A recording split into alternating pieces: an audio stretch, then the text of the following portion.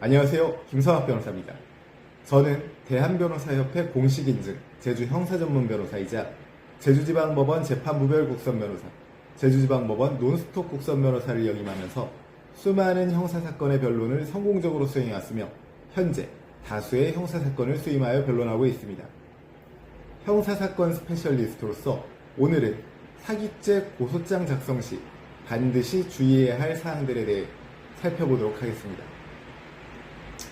고소장 작성의 기본 원칙과 관련해서 우선 형식적 요건으로는 다음과 같은 것들이 있습니다. 고소장은 서면으로 검사나 사법경찰관에 제출해야 합니다. 고소장에는 작성 연 원리일과 고소인의 인적사항을 명확히 기재해야 합니다. 피고소인의 성명, 주소 등 인적사항을 가능한 상세히 기재해야 합니다.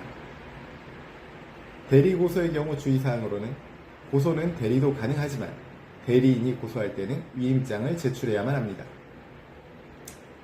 고소장 내용 작성 시 주의사항으로는 우선 범죄 사실을 구체적으로 기재해야 합니다. 사기죄의 구성요건인 기망행위, 피해자의 착오, 재산상 처분행위, 재산상 손해 등이 구체적으로 드러나도록 작성해야 합니다. 범행의 일시, 장소, 수단과 방법을 구체적으로 특정할 필요가 있습니다. 증거자료를 첨부해야 되는데 사기 피해 입증을 위한 객관적 증거자료로 계약서, 입금증, 문자메시지, 녹음 파일 등을 첨부해야 합니다. 증거자료는 원본을 제출하거나 사본인 경우 원본 대조피를 받아 제출하는 것이 바람직합니다. 허위고소 관련 주의사항으로는 무고죄 성립 가능성이 있습니다. 허위 사실로 고소할 경우 무고죄가 성립할 수 있으며 이는 변호사의 자문을 받았다고 하더라도 마찬가지입니다. 따라서 사실관계 확인을 하는 것이 중요합니다. 수사기관의 고소장 처리와 관련해서는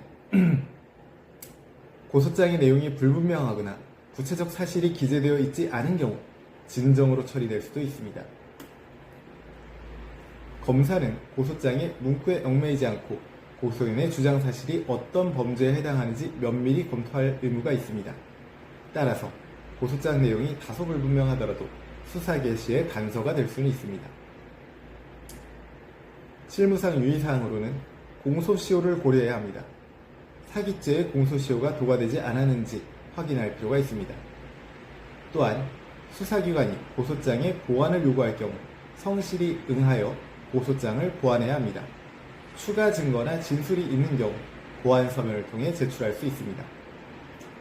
제주 형사전문 변호사로서 강조하자면 사기죄 고소장 작성은 단순한 피해 사실의 나열이 아닌 법적 구성 요건에 맞춘 정확한 사실관계 기술과 증거 제시가 필요한 법률 문서입니다. 허위 고소로 인한 무고죄 위험을 피하고 효과적인 수사 진행을 위해서는 앞서 설명한 주의사항들을 철저히 준수하여 고소장을 작성해야만 함을 명심하시기 바랍니다. 현재 사기죄 고소를 준비 중이시라면 언제든지 제주 형사전문 변호사 김성학 법률사무소를 찾아주시면 신속, 정확한 해법을 제시해드리겠습니다. 조금이나마 도움이 되셨으면 합니다.